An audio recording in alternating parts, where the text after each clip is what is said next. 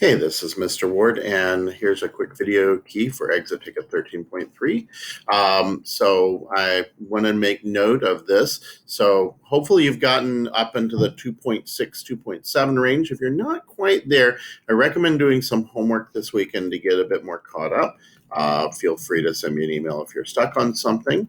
And now let's take a look at 4A, 4B, and 4C.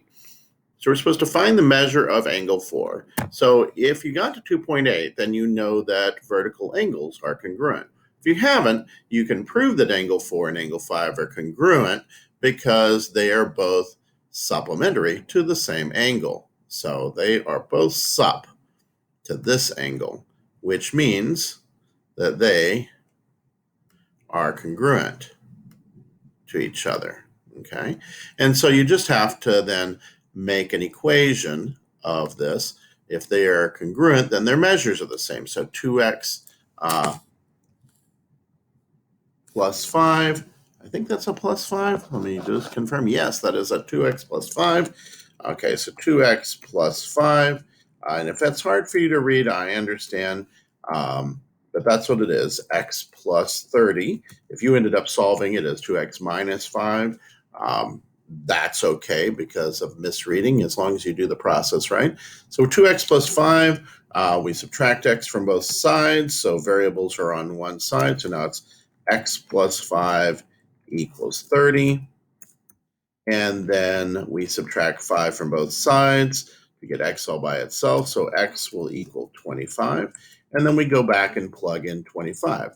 For measure of angle 4 is going to equal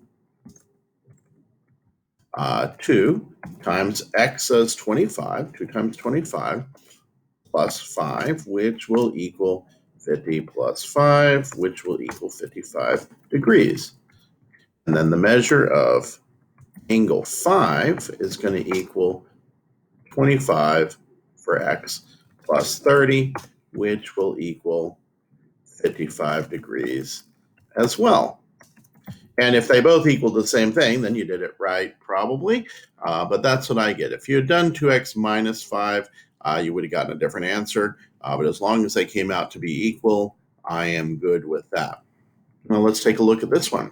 There's two more lines after the given. We know that angle 2, okay, angle 2 is congruent to angle 3. We're given that information.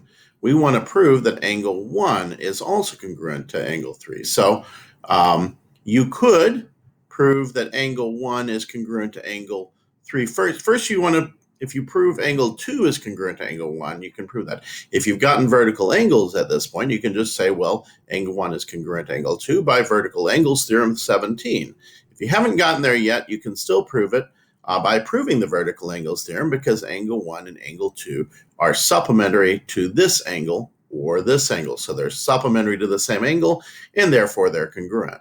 Okay, so angle 2 and angle 1 are congruent because they are vertical angles,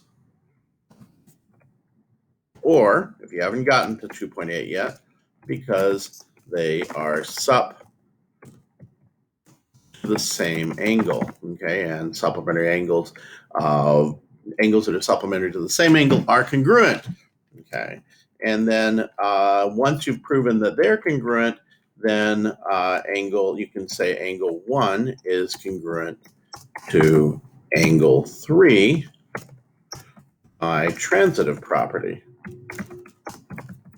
Okay, that's the one where we say if A equals B and B equals C, then A equals C. That's a thing we borrow from algebra. Okay, now we've got angle A is congruent to angle ACB, so let's label that. It's always a good idea to label things so you can see what you're doing. So we know that's true. And ACB is this one. Oh, look, it's an isosceles triangle because the angles are congruent here. But that's irrelevant to our main question, because we want to prove that A is congruent to this angle here. Okay. So we want to prove that A is congruent to this blue angle. And angle A, we know angle A is congruent to this one here, DC, ACB, ACB. So if you've got the vertical angles theorem, then you already know that angle ACB and angle DCE are congruent by vertical angles theorem. If you don't, then you can prove they're congruent by supplemental. Okay, so we've got the given. Okay, so state the givens. Okay, not the givens. Then we want to prove that angle ACB is congruent to angle DCE, and you can prove it either way by vertical angles, or if you don't have vertical angles, or because they are both sup to the same angle and therefore congruent.